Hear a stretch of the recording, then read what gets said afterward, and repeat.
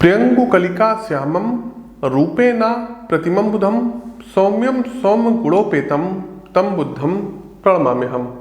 नमस्कार, जय श्री राम साथियों।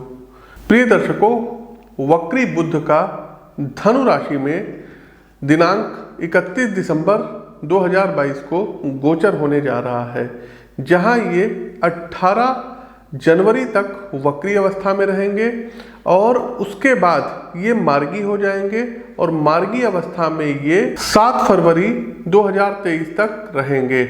प्रिय दर्शकों, वक्री बुध का धनु राशि में गोचर सभी 12 राशियों के जीवन में कुछ ना कुछ प्रभाव डालेगा, कुछ ना कुछ बदलाव रखेगा। तो सभी 12 राशियों के लिए क्या कुछ खास रहने वाला है, इस विषय वस्तु पर हम प्रकाश डालेंगे और इसके नकारात्मक प्रभाव से कैसे बचा जाए। ये जो राशिफल आप देखने जा रहे हैं, ये 31 दिसंबर से 7 फरवरी 2023 तक का राशिफल है। इसमें बुध वक्री भी होंगे और 18 जनवरी को मार्गी भी हो जाएंगे। तो सभी 12 राशियों के लिए कैसा रहेगा फल, नकारात्मक दोषों से कैसे बचें, क्या क्या ऐसे दिव्य प्रयोग हैं जिनको आप कर सकते हैं। साथ ही साथ दर्शकों, एक चीज और बताएं कि यदि आप लोग हमसे दिल्ली में मिलना चाहते हैं तो प्रत्येक माह आ रहे हैं। जनवरी माह में 7, 8 और 9 जनवरी को हमारा दिल्ली आगमन है, तो वहाँ पर आप हमसे मिल सकते हैं और अपनी जन्म कुंडली का विश्लेषण करवा सकते हैं। साथियों देखिए, वैदिक ज्योतिष में बुध को संचार का, कौशल का, ज्ञान का, क्षमता का, वाणी का कारक ग्रह माना जाता है। अनुकूल बुध जो है, जब अनुकूल अवस्था में होते हैं तो ऐसे जातकों के अंदर ये सभी विशेषताएं पाई जाती हैं। वहीं दूसरी ओर जिन जातकों की जन्म पत्रिका में बुध देव कमजोर या पीड़ित अवस्था में होते हैं तो कहीं ना कहीं उनमें डिसीजन मेकिंग की कमी पाई जाती है, कहीं ना कहीं ज्ञान की कमी पाई जाती है। उनका जो विश्लेषण क्षमता होता है वो थोड़ा सा कमजोर होता है। संचार कौशल भी बहुत अच्छा नहीं माना जाता है। वक्री होने का अर्थ होता है पीछे की तरफ बढ़ना या जो है मतलब पीछे की तरफ देखना। साथ ही साथ जब कोई भी ग्रह वक्री अवस्था में होता है तो ऐसा प्रतीत होता है सौरमंडल में कि वो पीछे बढ़ रहा होता है।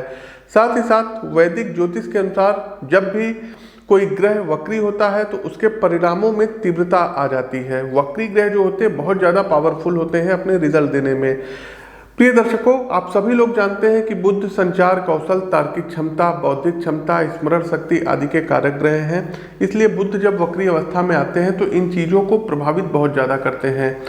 क्योंकि धनु राशि में गोचर होने जा रहा है बुध का और जीवन के विभिन्न पहलुओं की, जैसे कि आपके व्यक्तिगत जीवन, आर्थिक जीवन, प्रेम जीवन, पेशेवर जीवन, एजुकेशन हो गया, हेल्थ हो गया, इस पर क्या प्रभाव पड़ेगा तो विस्तार पूर्वक हम जानकारी देंगे और उपाय भी बताएंगे। लेकिन आगे बढ़ने से पहले नए हैं तो चैनल को सब्सक्राइब कर लीजिए, बेल आइकन दबा दीजिए और कमेंट बॉक्स में ओम गंग गणपतये नमः जरूर टाइप कीजिए। आगे बढ़ते हैं। हमारी अगली राशि आती है स्कॉर्पियो अर्थात वृश्चिक राशि। तो वृश्चिक राशि के जातकों, बुध देव आपके दूसरे भाव यानी कि वाणी के भाव में, यानी कि धन के भाव में, यानी कि बचत के भाव में, यानी कि संवाद के भाव में वक्री अवस्था में अब गोचर करने जा रहे हैं। तो पेशेवर रूप से देखा जाए तो गोचर कालखंड की इस अवधि के दौरान आपको अपने पेशेवर लक्ष्य थोड़ी देरी से प्राप्त होंगे, जिसके कारण आप निराश हो सकते हैं और मानसिक तनाव भी आपके ऊपर हावी हो सकता है। यदि आप खुद का कोई व्यवसाय चला रहे हैं तो आपको अपने प्रतिद्वंदियों से कड़ी प्रतिस्पर्धाओं का सामना करना पड़ सकता है। वक्री बुध का धनु राशि में प्रवेश आपको अपने जीवन साथी के साथ बातचीत करते समय अब सावधानी बरतने की आवश्यकता बता रहा है, क्योंकि वाद विवाद या बहस होने की आशंका बहुत ज़्यादा है। वहीं अगर आपके स्वास्थ्य की बात करें तो आपको अपनी आँखों का खास ध्यान रखने की सितारे सलाह दे रहे हैं। इसके लिए कोशिश कीजिएगा कि अपनी आँखों का नियमित रूप से चेकअप कराइएगा, कहीं आपकी आईसाइट ना वीक हो जाए। साथ ही साथ पार्टनरशिप में यदि आप कोई बिजनेस करते हैं तो बिल्कुल सावधान हो जाइए। आपने यदि कहीं निवेश कर रखा है तो अब आपको उसका अच्छा रिटर्न प्राप्त होने का समय आ गया है। उपाय के तौर पर आपको करना क्या रहेगा तो बुद्ध के पौराणिक मंत्र प्रियंगुकलिका श्यामम रूपेण प्रतिमं बुधम सौम्यम सौम्य गुणोपेतम तम बुद्धम प्रणमाम्यहम, इस मंत्र का आप लोगों को 54 टाइम्स डेली जाप करना होगा और बुधवार वाले दिन गणेश जी को दूर्वा आपको अर्पित करना रहेगा। ये आप उपाय करिए और बुध देव आपको अपना बड़ा अच्छा रिजल्ट देंगे।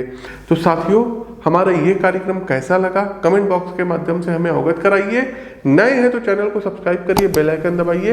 हर महीने दिल्ली आगमन हो रहा है, इस बार भी 7, 8 और 9 जनवरी को हमारा आगमन है। तो इच्छुक दर्शक यदि अपनी जन्म कुंडली का विश्लेषण व्यक्तिगत तौर पर करवाना चाहते हैं तो आपका स्वागत है, आकर के अपनी जन्म कुंडली का विश्लेषण करवा सकते हैं। स्क्रीन के दिए गए नंबरों पर संपर्क कर लीजिए। अपनी वाणी को विराम देते हुए ज्योतिष के इस मंच से मैं पंडित आशीष वत्स आप सभी प्रबुद्ध साथियों से विदा लेता हूँ। नमस्कार, राम राम।